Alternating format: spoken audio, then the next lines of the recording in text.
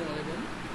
আমি মোহাম্মদ আহমেদ বলছি। আমি আজকে যে কাজটি শেখাবো সেটা হলো একটি ইমেজকে কীভাবে কারেক্টার দিয়ে কাজ করতে হয় এবং কারেক্টার দিয়ে পাসপোর্ট সাইজের কীভাবে ইমেজ করবো ফটোশপের মাধ্যমে সেই পদ্ধতি আমরা এখন দেখব।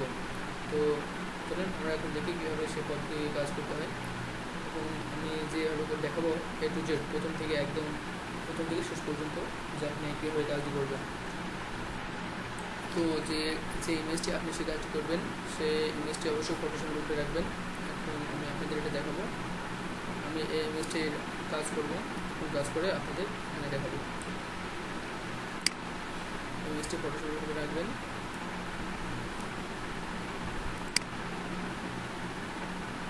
সরি, আমার এই ইমেজটি না, অন্য ইমেজটি নেব আমি। সেক্ষেত্রে আমি এই ইমেজটি বের করে ফেলি। এখানে আমার একটি ইমেজ আছে, এই ইমেজটি নেব। এই ইমেজটিতে যে সিলেকশন করে ব্যাকগ্রাউন্ডটা চেঞ্জ করতে হবে। আর সিলেকশন আপনারা সাধারণত পেন টুলস দ্বারা সিলেকশন করবেন। পেন টুলস দ্বারা সিলেকশন করলে ইমেজের রেজলিউশন অনেক ভালো থাকে, তাই পেন টুলস দিয়ে সিলেকশন করব। এখন আমরা যে কাজটি করব সেটি হলো, এখানে বিভিন্ন ধরনের টুলস আছে। এই সিলেকশন টুলস, এই টুলস, ক্রপ টুলস, যে ক্রপ টুলসের মাধ্যমে এখানে বিভিন্ন ধরনের সাইজ, ওয়াইড, হাইট, এই সাইজগুলো আপনারা দেখে নেবেন এবং যে সাইজগুলো করা সেখানে ঠিক সেই সাইজগুলোই দেবেন, যার ফলে পাসপোর্ট সাইজের ছবি আপনি নিতে পারবেন এবং খুব সহজে কাজ করতে পারবেন। তো চলুন আমরা এখন দেখি কীভাবে সেই কাজটা করা যায়।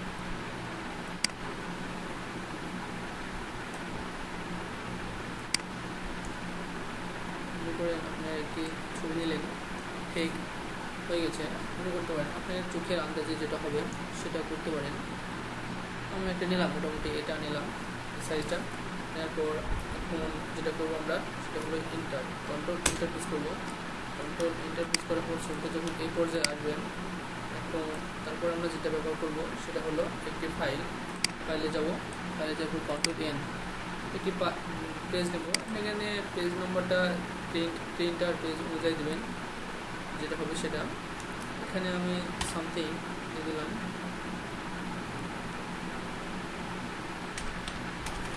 1500, আর এখানে 1000। এরপর যখন এই অবস্থায় আসবে তখন আমাদের যে কাজটি করতে হবে সেটি হলো প্রথম এই পেজটি আছে, যে পেজটা নতুন নিয়েছি সেই পেজটি আমরা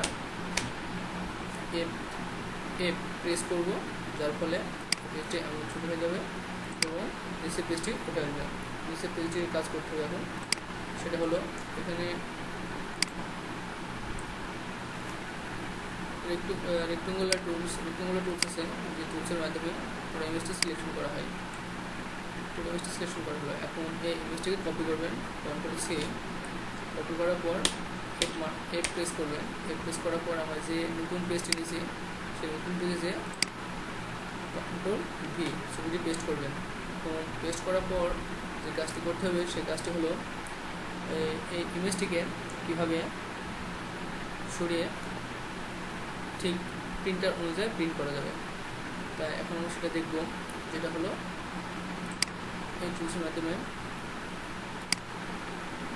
প্রতিটি ইমেজ যেখানে ইচ্ছা আপনার মন রাখতে পারবেন এবং আপনি পরবর্তী যে শুধু একটি ইমেজ কপি করবেন বা একটি ইমেজ প্রিন্ট করবেন তার জন্য নয়, আপনি যতটি ইমেজ ইচ্ছে তত নিতে পারবেন। এর জন্য ব্যবহার করতে আপনি কন্ট্রোল অল্টার প্রেস করে মাউসের রাইট বাটন ধরে সরালেই দেখতে পাবেন যে আরেকটি ইমেজ হয়ে গেছে। ঠিক এভাবে আপনার যত কপি ইচ্ছা আপনি ইমেজ নিজের ইচ্ছা মতো নিতে পারেন।